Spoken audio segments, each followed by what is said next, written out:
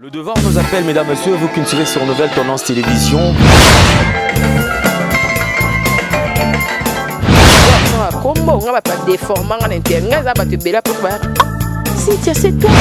Avantage de la spiritualité, que la spiritualité est tant qu'ils allaient pouvoir absolu.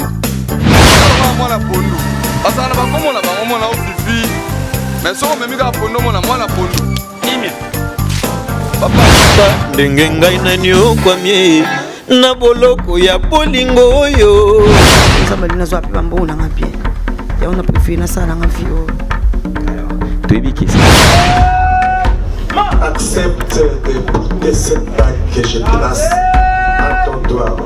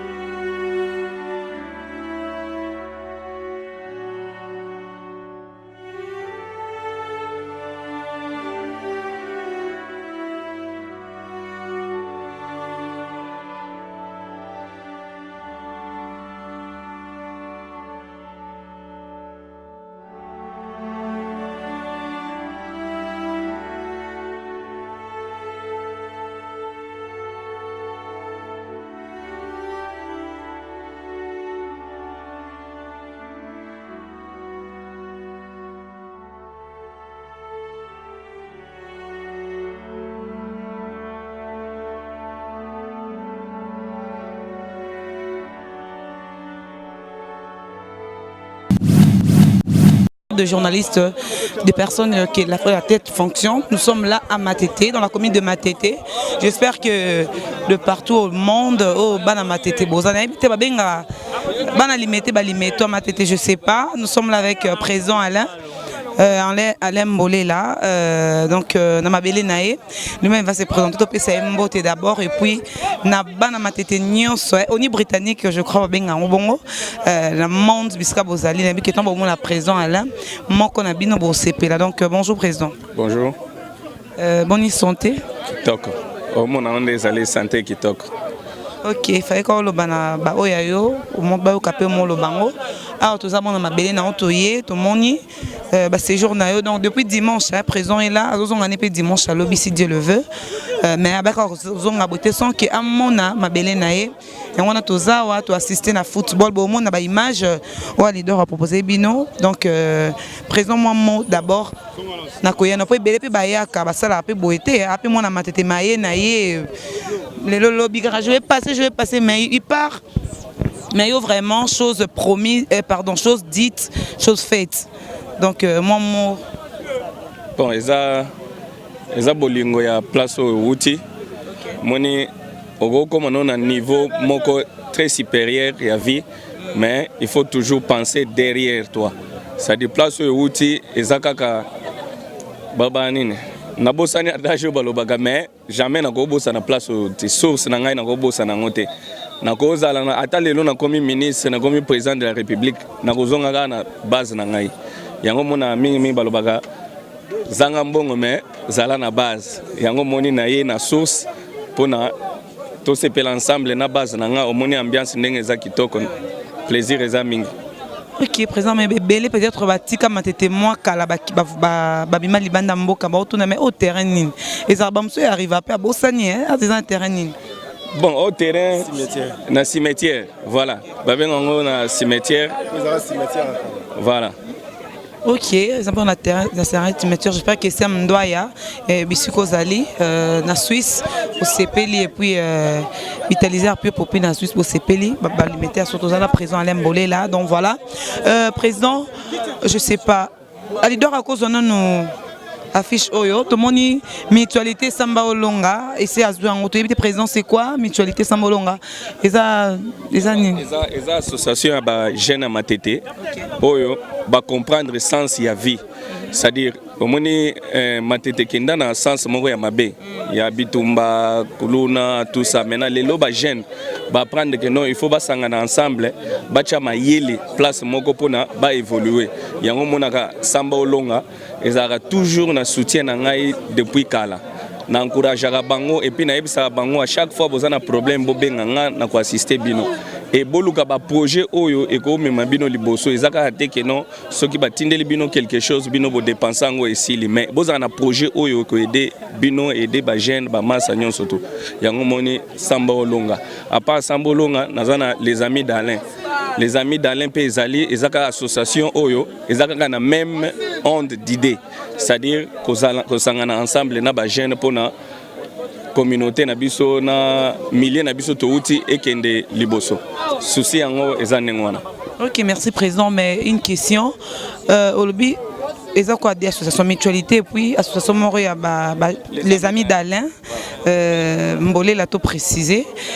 En fait, mingi Libanda, il y a un titre cher internaute, ça a eu ça. Mais au sein de la seconde, ils posent toujours en contact parce que c'est quand même une grande commune. Hein. C'est une grande commune où il y a surtout le lobe sur les terrains. Vraiment, à Tamboli Makolo, félicitations, un coup de chapeau et merci Mingi. Et ça amour. Oh, nazanango envers Bandegozomona. Mingi ezani na lingite ke ngai na loba. Soko interroger bango moko na bango. Bago yebisa yo oyo naza pona bango parce qu'à chaque fois communauté aussi problème. Babenga ngai numéro na nga mutu nyonso to ayebi na bomba ape yango pété. Comme na nga na Facebook mutu to ayebi ezaka Alain Mbolé là. C'est-à-dire so koto tinenga demande ta message na ozwa na nga na répondre yo. C'est-à-dire communauté nyonso to abiso bien. Au moins ndenge ambiance ezali kitoko sans problème. Pour ya commune na ngai na association monio ezanini toza gouvernement te eza ba association à lutte sans but lucratif c'est-à-dire ezana biloko mususu tokomona oyo toko sala eza par exemple so toko tifulu na nzela toko sangana na bandeko to sombi ba matériel to bongisi et oyo etali courant mai na goye bisote ke non na inde na ebo na ya chela bango courant na mai parce que na capacité wana te mais na kozala na possibilité ya kokende kotala na hiérarchie ko yebisa bango ke coin wana mai ezalaka te courant ezalaka te au mona geste wana ko sala mais puis ba aider bango lokwa to na niveau wana ya kokoma na niveau likolo. Mais les restes des associations sans but lucratif, so problème moko eza muke na quartier ko bongisa banzela ko komba nzela wana en tout cas eza ba initiative oyo ba association zo mona ana ba salaka to yaka toujours na secours na bango. OK. Structure en général les problème na biso en général les années d'abord réunir ba jeunes nyons. Tous à la même zone d'idées. Tout le monde omoni na liboso na baki matete et kendaki na Sanga mabe, voilà, oh matete babeta batu kolona tout ça maintenant tolingi tolongola image wana na miso batu to faire voir que non ba jeune wana lelo ba ko réfléchir autrement. C'est-à-dire s'il y a un problème ya que ko travailler na ba jeune wana ba capable ya lelo ce que loko monani ke ba sala ba osala to réunir bango na sens wana vive même président de la République qui est mon kaloba pour na jeunesse autozana ngo lelo il faut tout le moyen ni to sala pour na changer mentalité. Comment est-ce qu'on va faire pour changer mentalité? Exactement, le président de la République, mais biso tozana moi pouvoir wana moi ma condition ko réunir bandeko to fan ensemble tozo yebisa bango ke ya mabe tika ya malamu il faut to landa. Voilà au moins idée tozana ngo pour na jeunesse ya matete qui senso ba commune za wa balemba bangaba c'est-à-dire on a CPL Makas comme on est sous-président en 2019. Tous allés en 2016, Abissa Bissolo Koyo, Akosala, Tika, continuer na Bisso, Tina Souka. Et on a mon Lissousou, on a passé par Merci Mingi, ma frère Belé, Tikelo, Ita continue. Pour exemple, à Libosoti. Tu as la minute de Bengue, mais tu as un problème à Sungak. Moi, courant, moi, Mouketo Bengue, Bossa, moi, président Salak. Abissa Bisso en 2019. To kanisa kitenité to akosa lokote to moni pays wana le président tiki biso te mazana ba projet belé mais ba projet pas na ngosenga pe mo aide pe mutu musu pas na sima pe atindike pe po ba projet on continuer tisuka eza j'étais muta fandi mo boy abule maman sale loko ba pe mingité belé pe matete ki sensu lemba ba sale loko ti mais ya salaga ba o ba moni ke ba moni ndenge président to sale loko ba tikate bon pe ba sa ne président sale base à la volonté un président pas président pas la volonté en on salle quand ça te belé boy ça j'étais talama président ici des mutualités au mona biso to les amis de Alain biso na samolonga mon to sale lo kongo ba o ba moni ke ba sala ba ya ba sangana na président ba tindikelo kongo ke liboso. Ok, merci. Il était en mouvement, hein? Il n'était pas stable en fait, tantôt là-bas, tantôt ici. Bonjour. Bonjour. On s'est présenté, peut-être c'est qui ou s'est présenté? Tony Ale, Tony Ale, n'a pas caméraman. Tony Ale, beau repéli moto. Tony Ale qui va bien présent mutualité, on s'est présenté et puis impressionnant de moni. Nous on est présent à Kitia ou Namabele. Et ça lui on en donne. Bon, et ça lui a plaisir à trop on a allé à Zama Sananga Pena. Tous en ligne tout le temps, mais tous en président il y a mutualité Samba Olonga, et ça international mutualité Samba Olonga, et ça na ba donateur ba Paris, Bangola, États-Unis, au bas dans la mutualité. Mais il y a un numéro 1, donateur numéro 1 il y a mutualité Samba Olonga, c'est Alain Bolé là, ce qui a promettre sans faute.